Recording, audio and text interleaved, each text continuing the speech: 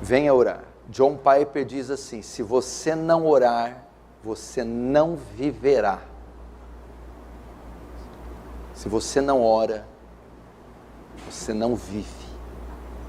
Não vive. Quanto aos pregadores, isso para oficiais, para pregadores. Leonard Ravenhill disse que o pregador que não ora pelo menos 2 horas por dia não vale um vintém. Diz também que o pecador para de orar, mas o homem de oração para de pecar. Diga-me o quanto um homem ora e eu direi o quanto ele é grande diante de Deus. Perguntaram uma vez para ele: tal pregador aí famoso, o que você acha? Você acha que ele é homem de Deus? Ravenhill respondeu: não sei, nunca orei com ele. Deixa eu orar com ele, eu vou saber. Crente que não ora está fadado à falência, ao fracasso, à queda. Não presta para muita coisa não. Precisamos orar. Paulo diz em Tessalonicenses: orai sem cessar. A.W. Tozer também diz que Deus não se curvou à nossa pressa nervosa, e aquele que quiser algo de Deus deve aprender a gastar tempo, e muito tempo, em oração. Precisamos redescobrir essa arte maravilhosa de oração. Todos os homens e mulheres que se destacaram ao longo de 2000 anos de história da igreja, pode ver qualquer um, homem e mulher, tinham algo em comum: eram homens e mulheres de oração. Oração secreta, não é aquela no almoço, ou aquela para dormir, não, ou nos cultos, é aquela com o quarto fechado, é o quarto de guerra. Precisamos redescobrir esse ofício. Por que há tanto pecado no meio do povo de Deus? Por que há tantas feridas e mágoas nos corações? Por que há tanta fraqueza em cristãos? Não oram. Não tem vida de oração regular, prática, intensa. Aprenda a orar, meu irmão. Aprenda a dobrar os seus joelhos. Eu lembro quando eu conheci o Paul Washer, quando eu fui encontrar ele pela primeira vez, ele disse para o discípulo dele que queria conhecer alguns pastores no Brasil. A primeira vez que ele veio no Brasil. Falou: procure alguns pastores que eu quero ter algumas alianças com ele. Aí ele disse para o discípulo: mas a primeira coisa que eu vou fazer quando encontrar esses pastores é levantar a calça deles e olhar os joelhos deles, para ver se tem marcas, para saber se são homens de oração.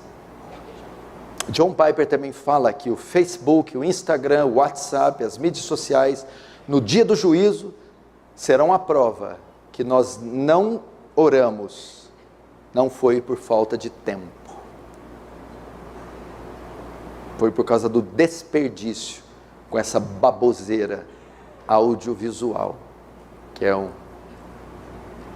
essas porcariadas que você está cansado de saber. Gaste tempo com Deus, acorde de madrugada, faça votos de buscar Deus na madrugada, tire um dia da semana para jejuar e passar só com água, Bíblia e oração. Sua vida não vai ser mais a mesma. Deixa um pouco de entretenimento. Nem nosso cérebro, nem nosso físico tem estrutura para suportar tanta informação de celular, computador, de televisão. Vá para o campo, vai sentir a brisa da natureza, o verde, os pássaros. Ande com Deus, caminhe com Deus, horas e horas a fio. Martinho Lutero dizia que quanto mais serviço ele tinha no dia, mais ele tinha que orar. Ele dizia assim: eu tenho tanta coisa para fazer hoje, mas tanta, que se eu não passar pelo menos 2 horas em oração, eu acho que eu não vou conseguir. Diferente de nós, que a gente não ora porque tem muita coisa para fazer. Ele não. Tenho tanta coisa para fazer, que se eu não gastar pelo menos 2 horas com o Senhor, temo não conseguir realizar. Mulheres, onde estão as mulheres? Susana Wesley tinha 11 filhos. Tinha que cuidar de 11 filhos, mas conseguia arrumar tempo para se trancar no quarto sozinha e passar pelo menos 1 hora em oração com Deus. A mãe do Dr. Joel Bick, ele pregando aqui na Conferência Fiel 2012, disse que eu sou um homem que cresceu vendo minha mãe orar, por exemplo. Meu pai às vezes me chamava para sair Enquanto isso, eu via minha mãe entrar no quarto para orar. Passava 2 horas, eu e meu pai retornávamos. E lá estava minha mãe ainda, imóvel, no quarto, orando. Precisamos de testemunhos como esses. Precisamos de mulheres como essas. Jovens, então.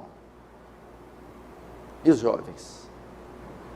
Não estudam, são preguiçosos, são mundanos, são carnais, são rebeldes, nem sequer sabem orar, quanto mais passar orando mais de 15 minutos. Temos que ensiná-los. Lembra de Daniel? Orava 3 vezes ao dia, de manhã, à tarde e à noite. 3 vezes ao dia se colocava de joelhos diante de Jerusalém para orar. Se nós ouvirmos o testemunho dos jovens, David Brainerd, ele fez um diário onde ele registrava o seu momento devocional. Geralmente em diário a gente mostra o que fez no dia, onde visitou, o que fez, o que viajou. David Brainerd registrava no seu diário o seu momento devocional, o tempo que ele passava com Deus em oração. Ele descrevia o que ele sentia. Geralmente ele orava 2 horas pela manhã e mais 2 horas à noite ou à tarde antes de dormir. Um missionário franzino que foi pregar para os índios silvícolas nos Estados Unidos da América, morreu com 29 anos, tuberculoso, vomitando pedaços dos rins. Perguntaram para Jonathan Edwards. Jonathan Edwards é o que pregou um sermão, Pecadores nas mãos de um Deus irado, o maior sermão, mais conhecido e poderoso depois dos apóstolos. Pregou esse sermão há 300 anos e ninguém esquece desse sermão. O sermão foi tão poderoso que as pessoas se agarravam nas colunas da igreja onde ele pregou, pensando que o juízo final tinha chegado. Perguntaram para esse homem, Jonathan Edwards, qual a sua maior experiência com Deus? Ele respondeu, orar ao lado de David Brainerd, desse jovem franzino, orar com ele. Precisamos aprender sobre isso, gastar tempo. George Whitefield, D.L. Moody, todos os homens de John Wesley. Eu visitei a casa de John Wesley, lá na Inglaterra. Lá está ainda a cama dele, a biblioteca dele, e dentro do quarto dele tinha uma outra salinha anexo, pequenininha, com uma Bíblia enorme aberta e um genuflexório, é aquele lugar de ajoelhar que é comum na igreja católica. Enquanto eu entrei lá, fiquei perplexo. A guia que estava nos guiando, me viu entrando e apontou para mim e disse, daí, dessa salinha aí, saía todo o sustento do metodismo. John Wesley é o pai do metodismo. E ela dizia, dessa sala aí que sai todo o sustento do metodismo. Ou seja, ele passava horas aí, orando e lendo a Bíblia de joelhos. Lia a Bíblia de joelhos, John Wesley. George Miller, um dos maiores missionários que a terra conheceu, ele falou que intercedeu pela conversão de alguns amigos dele 50 anos. 50 anos que eu estou orando para a conversão de algumas pessoas. E creio ver muitas delas no céu. William Booth, do Exército da Salvação, também da Inglaterra, um homem conhecido porque ele criou o Exército da Salvação. Era um ministério que ele dividia os grupos em hierarquias, capitão, coronel, soldado, tudo com o viés evangelístico. E eles saíam em grupos para dar comida aos pobres, vestir os nus, para criar orfanatos e, claro, evangelizar, ganhar almas. E uma certa vez ele enviou um grupo em uma região da Inglaterra muito difícil, muito depravada. E eles evangelizaram algumas semanas e mandaram cartas do Senhor Booth, aqui não está adiantando, ninguém se converte. Continua tentando, ore por esse lugar. E passaram algumas semanas, Senhor Booth, estamos orando, saindo às ruas. Não adiantou. Ele disse, continue orando, tente mais uma vez. E eles mais algumas semanas, Sr. Buff, aqui ninguém se converte, o pessoal é muito duro. Então ele respondeu, tente com lágrimas agora. Então essa equipe começou a chorar e prantear e jejuar e orar. Então os corações começaram a se abrir e almas se converteram naquele lugar.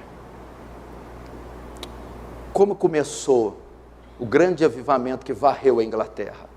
Estava acontecendo a Revolução Francesa, que estava trazendo um banho de sangue em toda a Europa. Eles falam que teve um fato que livrou a Inglaterra do banho de sangue da Revolução Francesa. Foi que alguns jovens começaram a orar, criaram um grupo chamado Clube Santo e começaram a orar na capela da universidade, de madrugada. Dentre esses jovens estava John Wesley, Charles Wesley e George Whitefield. E na noite de 1731 de dezembro de 1734, o Espírito Santo desceu sobre esses jovens. Então iniciou um avivamento que varreu a Inglaterra inteira, cujo maior nome foi John Wesley. Como começou? Uma meia dúzia de meninos orando de madrugada, pedindo, Senhor, me enche do Espírito Santo. Senhor, me enche do Espírito Santo. Senhor, me enche do Espírito Santo. Essa igreja, esse ministério, nasceu debaixo de oração, de muito jejum, onde eu e também um grupo de meninos passávamos madrugadas e madrugadas e madrugadas e meses e anos pedindo o poder do Espírito Santo. Eu me lembro de uma vez, vou ter liberdade de contar isso, que em um só dia eu orei 12 horas, e das 12, 8 foram ininterruptas, buscando a face de Deus. Foi o dia que Deus me concedeu graça, como quase nenhum outro dia da minha vida eu vi. Vocês precisam experimentar o que é passar tempo com Deus. Os novos que estão vindo, os oficiais, os obreiros que estão começando agora, talvez não tenham nenhuma pista do que seja isso. Esses jovens que estão vindo também, as reuniões de jovens, vocês estão longe de ser o que foi Sadraque, Mesaque, Abednego, José, Davi, 16, 15, 17 anos, faziam nações tremerem e se dobrarem diante da fé deles. Eles eram homens e mulheres de oração. Eu conheci aqui mesmo uma assembleiana, uma senhorazinha da assembleia, conheci ela, e veio a filha dela e falou assim, ó, pega amizade com ela, porque essa mulher de noite, madrugada, ela não dorme, ela passa a noite inteira orando. Se você pegar amizade com ela, ela vai pegar seu nome e ela vai ser a sua intercessora. Precisamos disso, orar. Arnold Schwarzenegger, que foi 7 vezes Mr. Olímpia de fisiculturismo, tinha um epíteto, um slogan, uma frase, no pain, no gain, sem dor, sem crescimento. A nossa frase deve ser, no pray, no gain, sem oração, sem crescimento. Pastor, orar é fácil? Não. Orar dói. Orar requer esforço, disciplina, requer. É para qualquer um? Não é. Você já viu 10 pessoas ganhar a medalha de ouro na mesma prova? Não tem, é uma só. Tem 10 Michael Phelps? Não tem. 10 Pelé? Não tem. Quem são esses? Cheio de talento. 6 horas por dia dentro da piscina, 6 dias por semana. É isso aí que dá ouro, não é talento não. Pergunta para o Cristiano Ronaldo se é talento. Treino, disciplina. Mas eu vou ter que deixar a pizza e jejuar? A televisão para orar? Os amiguinhos, a comunhão para ficar sozinho no meio do mato com Deus? Exatamente. Um atleta não faz isso? Vamos para a balada, não posso, preciso participar da Olimpíada. Vamos comer bolo de chocolate, não posso, preciso ganhar a Olimpíada. Vamos namorar, ficar, não posso, Olimpíada. Vamos acordar, dormir tarde, não posso, Olimpíada. Paulo vai falar, eles, para ganhar uma coroa corruptível, de tudo se abstém. 1 Coríntios 9. Nós, uma coroa incorruptível. Imagina, a Nádia Comaneci. Durante 4 anos essa menina treinou, ela não teve vida para competir numa prova de 40 segundos. Acabou. Eu não posso dedicar minha vida, não para uma prova de 40 segundos, mas para a vida eterna. Ela não é fanática, radical, doida. Essa menina não sai, não tem amigo, não paquera, não come besteira, dorme cedo, para ganhar a medalha de ouro. Aí eu, para fazer a mesma coisa, eu fazendo a mesma coisa, para ganhar a vida eterna, aí sou retardado, fanático, radical. Aliás, a maioria de nós nem tem mais esse título, né? Quem chama a gente de fanático? Que jeito? Não dá nem para ter esse título. Aprendam isso. Você quer um avivamento nessa cidade? Quer ver essas cadeiras aí cheias? Quem que está aqui? Quem que você ama que não está aqui? Teu pai? Tua mãe? Teus filhos? Tua esposa? Teu marido? Amigos, vizinhos? Colegas de trabalho? Quer vê-los aqui? Ore. Ore. Eu acho que foi Ian Bounds que diz, ore até ter orado, e ore até acabar de ter orado. Ore até conseguir orar, e ore até ter orado. Ore pela sua oração.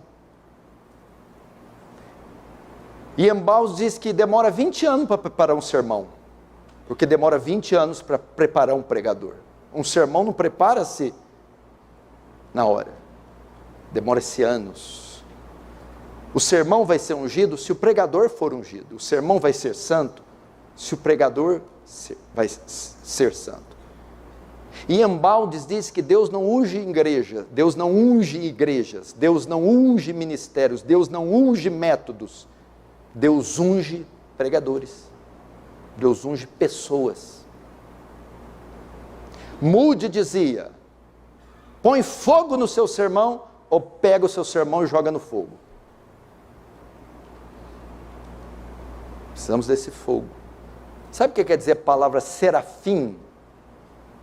Aqueles que queimam, que ardem em chamas, inflamados.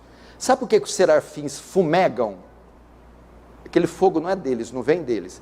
É por causa da proximidade que eles têm do trono, da glória. Aquela Shekinah, aquele fogo. Eles estão tão próximos que aquilo arde, queima eles. Nós temos que ser como esses serafins.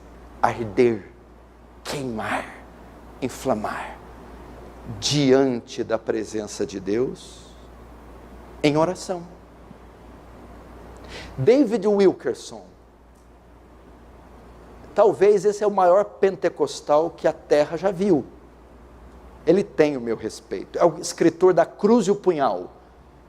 Aquele que foi evangelizar as gangues violentas de Nova York na década de 60, 70.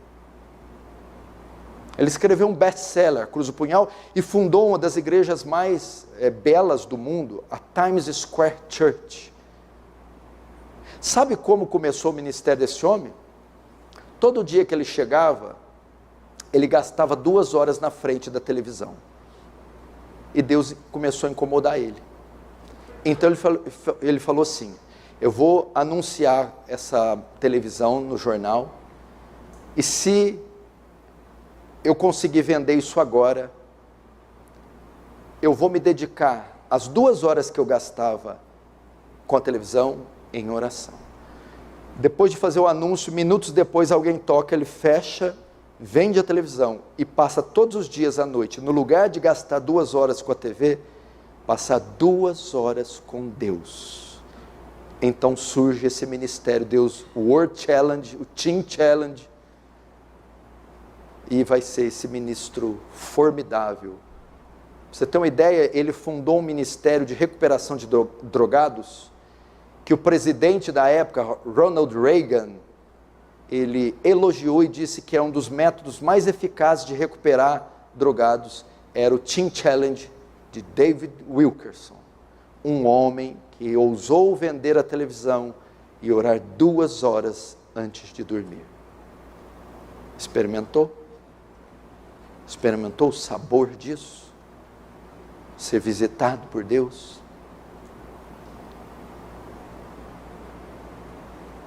A igreja fica aberta todo dia, de segunda a sexta, das 6 às 9, fica aqui aberto, com um oficial intercalando de semana em semana. Para quê? Para dar uma opção para aquele que não tem um lugar secreto, reservado, orar aqui. Então, das 6 da manhã às 9, aberto. Então, aquele que quer, antes da faculdade, do trabalho, da fábrica de sapato, antes da universidade, vir ter um tempinho aqui com Deus, está aberto. É ridículo o número de pessoas que vêm. Extremamente pequeno. Quarta-feira, razoável, vigília também. Vamos aprender a prática do exercício espiritual mais elevado que existe. A oração. Quer deixar de ser carnal? Ore. Quer vencer as tentações e o fascínio pelo mundo? Ore. Quer dominar a carne e o pecado e as facetas do seu caráter? Ore. A oração, ela nunca cai em desuso e ela nunca fica sofisticada.